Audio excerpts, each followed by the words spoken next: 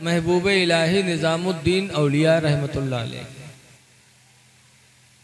हमारी जमात के बहुत बड़े मुहद्दिस गुजरे हैं हज़रत मौलाना अब्दुल मुस्तफ़ा आज़मी साहब, जिन्होंने 25 किताबें लिखी। बहुत बड़े आलिम थे वो। हज़रत महबूब इलाही निज़ामुद्दीन औलिया की मज़ार पे गए और हाथ बांधे फातिहा पढ़ रहे थे, और वही सामने मरकज़ है उन लोगन के। तो वहाँ में से एक साहब आए और ऐसे हाथ लटकाए और खड़े और मौलाना को घूर घूर देख रहे थे। मौलाना जान गए कि हमरे गुस्सा थे, लेकिन जब फातिहा पढ़ गए तब कहीं यार तुम क्यों गुस्सा कर रहे हो हमारे ऊपर? तो कहा गुस्सा कर रहे हैं, शिर्क कर रहे हो, और कहते हो गुस्सा हो रहे हैं। कहा क्या शिर्क किया मैंने? कहा कब्र के सामने हाथ बांधे खड़े हो, जैसे नमाज में हाथ बांधा जाता वैसे बांधे खड़े हो, शिर्क हो गया। नमाज की मुशाबिहत तुमने इख्तियार की, इस तरह तो नमाज पढ़ी जाती है। और एक गैरुल्लाह के सामने आप हाथ बांधे खड़े हो, नमाज की मुशाबिहत कर रहे हो, शिर्क कर रहे हो, फिर कहते हो खफा क्यों हो रहे हैं? तो हजरत ने फरमाया भाई अगर मैंने शिर्क किया तो तुमने भी तो शिर्क किया। कहा मैंने क्या शिर्क किया? कहा तुम हाथ ऐसे छोड़े खड़े हो, ये भी तो नमाज के मुशाबिहत है। कहा नमाज में हाथ कहाँ छोड़ा जाता? तो हजरत ने फरमाया कौमा में हाथ छूटता है कि नहीं छूटता है? देखो नमाज में एक होता है कौमा, एक होता है जलसा। एक तो यूं जलसा हो और नमाजों में जलसा होता है। नमाज में कहाँ जलसा है? देखिए रुकू से जब समी अल्लाहु लिमन हमिदा कह के नमाजी खड़ा होता है तो उस खड़े होने को कौमा कहते हैं। और एक जलसा के बाद, एक सजदा के बाद जब दूसरे सजदा के लिए बैठता है, पहला सजदा करके बैठा, तो इस बैठने को क्या कहते हैं इस्लाम में? जलसा। तो हजरत ने फरमाया कि कौमा में भी तो हाथ छोड़कर नमाजी खड़ा होता है। जब कहता समी अल्लाहु लिमन हमिदा रब्बना लकल हम्द, तो उस वक्त नमाजी के दोनों हाथ छूटे होते कि नहीं छूटे होते? तो हजरत ने फरमाया कि अगर मैंने हाथ बांध के शिर्क किया तो तुमने हाथ छोड़ करके भी शिर्क किया। हाथ छोड़कर खड़ा होना भी नमाज के मुशाबियत है। तो कैसे बारे मौलाना तब कैसे खड़े हो? तो हजरत ने फरमाया एक तरीका है वो शिर्क नहीं है खड़ा होने का। हाथ बांध कर खड़े हो गए भी नमाज के मुशाबे, हाथ छोड़कर खड़े हो गए भी नमाज के मुशाबे। एक तरीका बचाए खड़े हो, उस तरह खड़े हो गए तो शिर्क नहीं होगा। कहा क्या?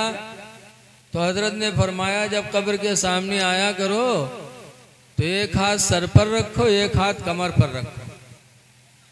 जैसे इतना कहा वो खफा हो गया।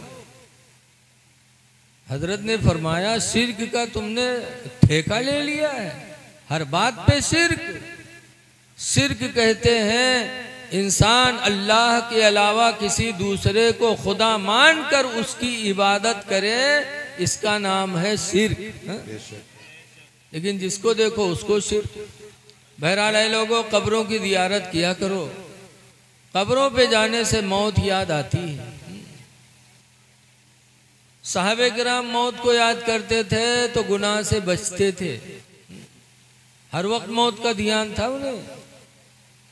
हजरत उमर फारूक आजम रज़ी अल्लाह ताला अन्हु के साहिबजादे अब्दुल्ला मदीने के मदरसे में पढ़ते थे। एक दिन नहीं गए तो हजरत उमर ने कहा बेटा पढ़ने नहीं गए? कहा जब तक आप मुझे नया कपड़ा नहीं बनवा के दोगे मैं नहीं जाऊंगा। कहा क्यों बेटा?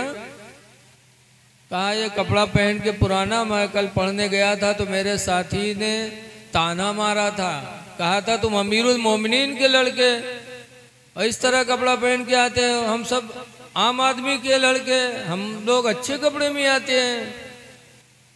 तो अब्बा जब तक आप मुझे नया कपड़ा नहीं बनवाओगे मैं नहीं जाऊंगा। तो हजरत उमर रज़ी अल्लाह ताला अन्हु अमीरुल मोमिनीन थे, पूरी दुनिया के प्रधानमंत्री थे समझो। लेकिन हजरत उमर की सादगी का आलम देखो, अमीरुल मोमिनीन है लेकिन बच्चे को कपड़ा बनवाने के लिए पैसे मौजूद नहीं है। तो अपने खादिम को बुलाया और फरमाया या खादिम इज़हब इला बैतिल माल, ऐ मेरे खादिम तुम बैंक चले जाओ, वकुल खादिन बैतिल माली, और बैंक के मैनेजर से जाके कह दो युती अरबात रूबियत अला इसमें उमर अब्निल खत्ताब दैना, कि उमर के नाम पर वो 4 रुपया कर्जा दे दे। उल्लमा यक़दी शहरी, जब मेरा महीना पूरा होगा तो मेरी तनख्वाह से वो काट लेंगे। जाओ 4 रुपये कर्जा मांग लाओ ताकि मेरे लड़के का कपड़ा बन जाए। अमीरुल मोमिनीन है। वो खादिम बैंक गया, जब बैंक के मैनेजर से कहा तो बैंक के मैनेजर ने कहा कि जाके अमीरुल मोमिनीन से कह दो कि उन्होंने कहा जब मेरा महीना पूरा होगा तो मेरी तनख्वाह से काट लेंगे। जाके कह दो कि इस महीना के मुकम्मल होने तक अपनी ज़िंदगी की ज़मानत लिख के दे दें, कि जब तक महीना पूरा नहीं होगा वो जिंदा रहेंगे। जाके ज़मानत लिखवा लाओ, वरना मैं दे दूं और उससे पहले अमीरुल मोमिनीन का इंतकाल हो जाए, तब ये आम मुसलमानों का माल है, कौन देगा। जाके उनसे चिट्ठी लिखवा लाओ कि महीना के पूरा होने तक उनकी ज़िंदगी की ज़मानत वो दे दे। वो खादिम आया, हज़रत उमर ने फरमाया लाए, कहा हुजूर बैंक का मैनेजर कह रहा है कि जाके कह दो कि इस महीने के मुकम्मल होने तक अपनी ज़िंदगी की ज़मानत लिख के दे दे। महीने की ज़िंदगी की ज़मानत मांग रहा है। बेटा पूरा महीना क्या, मैं तो अपने ज़िंदगी की एक लम्हे की भी ज़मानत नहीं दे सकता। खुदा जाने किस वक्त बुलावा आ जाए। ये सहाबा थे जो हर वक्त मौत को याद करते रहते थे। ऐ लोगों, मौत को याद करो। आज हजरत शहीद मर्द रहमतुल्लाह अलैह के उर्स में आप आए हैं। दुनिया से बहुत से लोग जा रहे हैं, लेकिन उर्स सबका नहीं मनाया जा रहा है। उर्स उसी का होता है जिसने पूरी जिंदगी अपने खुदा को राजी किया। मौतें भी तरह तरह की आती हैं। आज हमारे तुम्हारे पास मलकुल मौत आते हैं, पता नहीं चलता। लेकिन अल्लाह वालों की शान देखो, मौत किसी को छोड़ा नहीं। हज़रत मूसा अलैहिस्सलाम अल्लाह के नबी हैं। हज़रत मूसा अलैहिस्सलाम के पास भी मौत का फरिश्ता आया था। आया मौत का फरिश्ता, सलाम किया। हज़रत मूसा अलैहिस्सलाम ने जवाब दिया। पूछा कैसे आना हुआ? कहा आपकी रूह निकालने आया हो। मूसा अलैहिस्सलाम ने कहा अभी दीन का काम बाकी है और तू रूह निकालने आ गया। खींच के एक तमाचा मारा मलकुल मौत को, इतनी जोर से मारा कि मलकुल मौत की आंखें बाहर हो गई। बेचारे वापस चले गए। अल्लाह की बारगाह में जाकर कहते हैं अल्लाह की जलाली के पास भेज दिया था, उसने तो तमाचा मारा, मेरी आंखें निकल आई। कहते हैं अभी दीन का काम बाकी है।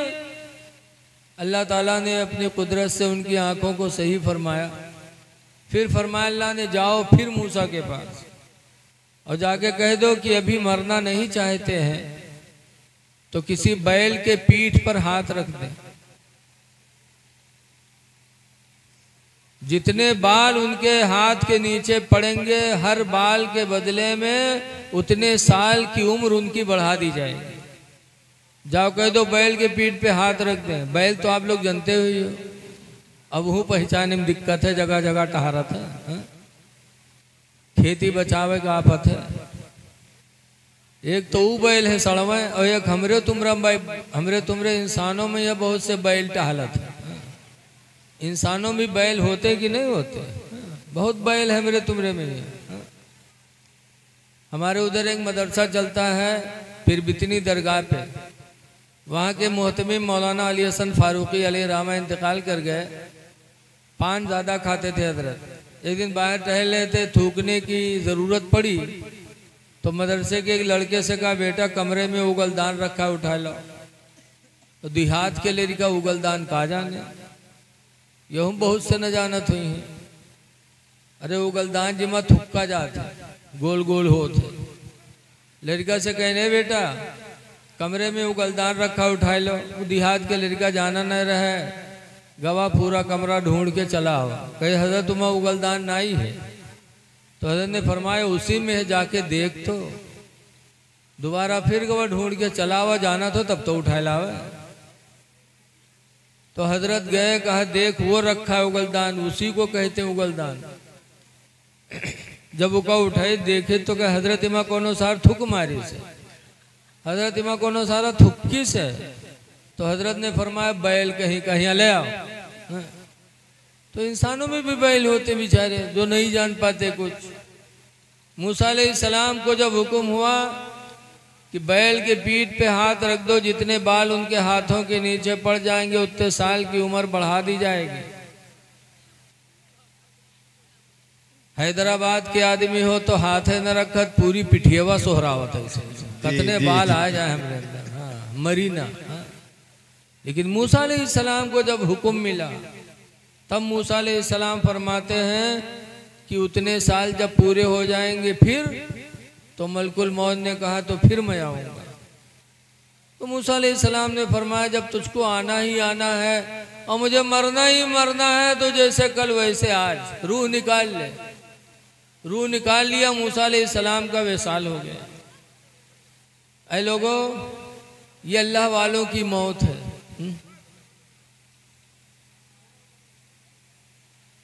ये अल्लाह वालों की मौत है।